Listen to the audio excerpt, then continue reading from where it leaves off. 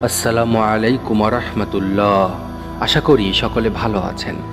জান্নাত আরবি শব্দ, যার অর্থ উদ্যান বা বাগান।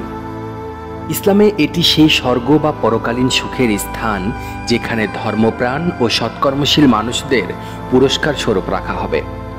কোরআন ও হাদিসে জান্নাতের বিস্তারিত বর্ণনা এসেছে।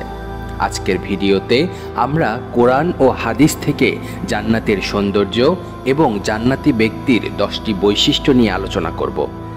আপনি যদি জান্নাতে যেতে চান তাহলে আপনার ভেতরেও এই 10টি বৈশিষ্ট্য থাকা জরুরি। কোরআন ও হাদিস অনুযায়ী জান্নাত এমন একটি স্থান যেখানে থাকবে অপরিসীম আনন্দ, শান্তি ও বিলাসিতা। জান্নাতকে বিভিন্ন স্থানে বাগান সমৃদ্ধ জান্নাত বলা হয়েছে, যেখানে থাকবে দুধ, মধু ও পানির নহর। জান্নাতের বাসিন্দাদের জন্য থাকবে সোনার ও রূপার প্রাসাদ। সেখানে থাকবে চিরসবুজ বৃক্ষ, সুগন্ধি মনোমুগ্ধকর খাবার ও পানীয়, যা কখনোই শেষ হবে না। জান্নাতীদের জন্য থাকবে হুর বা বিশেষ স্বর্গীয় নারীরা, যারা অত্যন্ত সুন্দর ও পবিত্র। হাদিস অনুযায়ী জান্নাতের বিভিন্ন স্তর বা দরজা রয়েছে, যেগুলোর মধ্যে উচ্চতর স্তর হল জান্নাতুল ফেরদৌস, যা নবী মুহাম্মদ সাল্লাল্লাহু আলাইহি ওয়াসাল্লাম তার উম্মতকে কামনা করতে বলেছেন। জান্নাত ইসলামে পরকালীন জীবনের একটি চূড়ান্ত পুরস্কার, যেখানে মানুষ তার ইহজাগতিক সৎকর্মের বিনিময়ে শান্তি ও অনন্ত সুখ লাভ করবে। জান্নাতে প্রবেশ করার জন্য আল্লাহ ও তার রসুলের প্রতি বিশ্বাস রাখা, সৎকর্ম করা, পাপ থেকে বিরত থাকা ও তওবা করা, আত্মসংযম ও ধৈর্য করার গুণাবলী অর্জন করা অত্যন্ত জরুরি। জান্নাতি ব্যক্তিদের মাঝে কিছু বৈশিষ্ট্য থাকে। এর মধ্যে 10টি বৈশিষ্ট্য কোরআন ও হাদিস থেকে আলোচনা করছি। আপনি যদি জান্নাতি হতে চান তবে এই 10টি বৈশিষ্ট্য আপনার মধ্যেও থাকা জরুরি।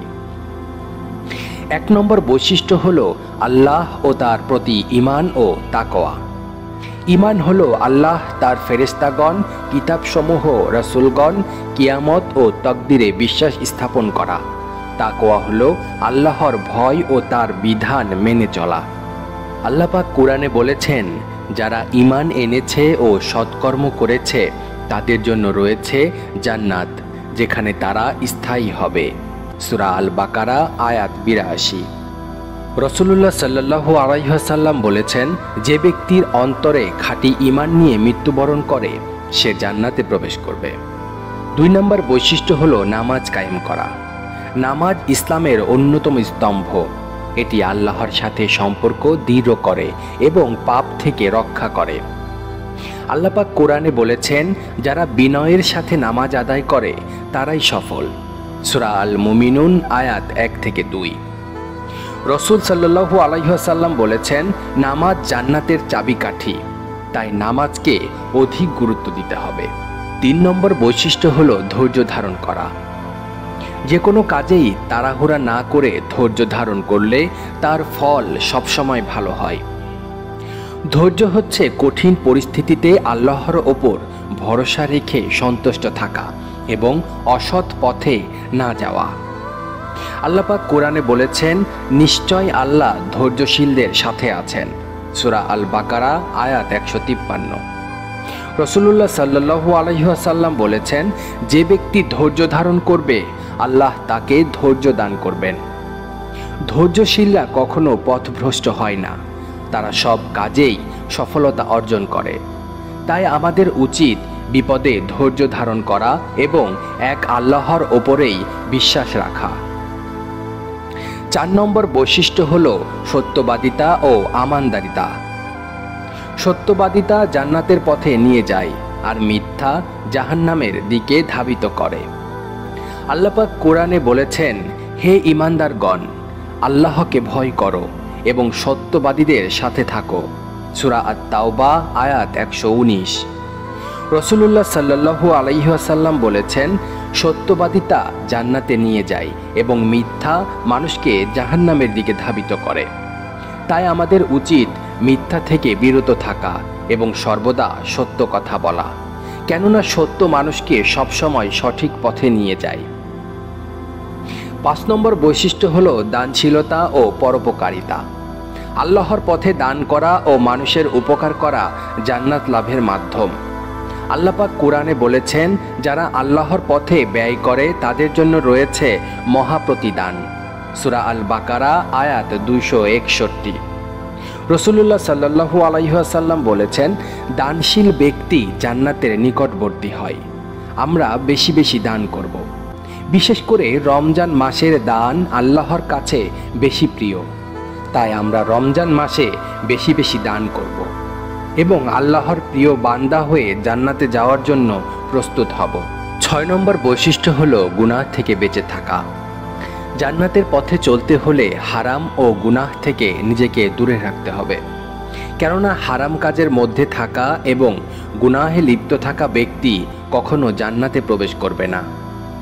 আল্লাহ পাক কোরআনে বলেছেন, যারা বড় গুনাহ ও অশ্লীল কাজ থেকে বেঁচে থাকে তাদের জন্য রয়েছে মহান প্রতিদান। সূরা আন-নাজম আয়াত 32। রাসূলুল্লাহ সাল্লাল্লাহু আলাইহি ওয়াসাল্লাম বলেছেন, যে ব্যক্তি আমাকে তার জিহ্বা ও লজ্জাস্থানের হেফাজতের নিশ্চয়তা দেয়, আমি তাকে জান্নাতের নিশ্চয়তা দেব। তাই আমাদের উচিত জিহ্বা এবং লজ্জাস্থানের হেফাজত করা। বর্তমান সমাজে মানুষ অনেক খারাপভাবে চলাফেরা করে, যা ইসলামে সম্পূর্ণ হারাম। 7 নম্বর বৈশিষ্ট্য হলো পিতামাতার প্রতি সৎ ব্যবহার করা। এই পৃথিবীতে আল্লাহর পরে পিতামাতার সম্মান সবার আগে। পিতামাতা আমাদের জন্মদাতা, তাদের সাথে সদাচরণ করা আমাদের দায়িত্ব। পিতামাতার প্রতি উত্তম আচরণ করলে জান্নাত পাওয়া সহজ হয়। আল্লাহ পাক কোরআনে বলেছেন, তোমার রব আদেশ করেছেন, তাকে ছাড়া অন্য কারো ইবাদত করো না এবং পিতামাতার সাথে সৎ ব্যবহার করো। সূরা আল ইসরা আয়াত 23। রাসূলুল্লাহ সাল্লাল্লাহু আলাইহি ওয়াসাল্লাম বলেছেন, যে ব্যক্তি পিতামাতার প্রতি সদাচরণ করবে তার জন্য জান্নাত নিশ্চিত। তাই পিতামাতার প্রতি উত্তম আচরণ আমাদের জান্নাত লাভের অন্যতম উপায়। 8 নম্বর বৈশিষ্ট্য হলো বিনয়ী ও নম্র হওয়া। নম্র ও ভদ্র মানুষের এই সমাজে বড়ই অভাব। নম্রতা ও বিনয় জান্নাতের মানুষদের অন্যতম বৈশিষ্ট্য। আল্লাহ পাক কোরআনে বলেছেন, রহমানের বান্দারাই তারা যারা পৃথিবীতে নম্রভাবে চলাফেরা করে। সূরা আল ফুরকান আয়াত 63। রাসূলুল্লাহ সাল্লাল্লাহু আলাইহি ওয়াসাল্লাম বলেছেন, যে বিনয়ী হয় আল্লাহ তাকে উচ্চ মর্যাদা দান করেন। এর থেকে আমরা বুঝতে পারি যে জান্নাতে যেতে হলে আমাদের বিনয়ী ও নম্র হওয়া কতটা জরুরি। 9 নম্বর বৈশিষ্ট্য হলো লজ্জাশীলতা ও চরিত্রের পবিত্রতা। প্রতিটি মুসলমানের লজ্জা থাকা উচিত, তাহলে সেই মুসলমান অন্যায় বা খারাপ কাজ করতে লজ্জা বোধ করবে। জান্নাতি ব্যক্তির চরিত্র থাকবে ফুলের মতোই পবিত্র। মানুষের লজ্জাশীলতা ও চরিত্রের পবিত্রতা জান্নাতের অন্যতম গুণ। আল্লাহ পাক কোরআনে বলেছেন, আর যারা তাদের লজ্জাস্থানের হেফাজত করে তারা সফল। সূরা আল মুমিনুন আয়াত 5। রাসূলুল্লাহ সাল্লাল্লাহু আলাইহি ওয়াসাল্লাম বলেছেন, লজ্জা ঈমানের একটি অংশ এবং ঈমান জান্নাতে নিয়ে যায়। 10 নম্বর বৈশিষ্ট্য হলো আল্লাহ ও তার রসুলের প্রতি সম্পূর্ণ আনুগত্য।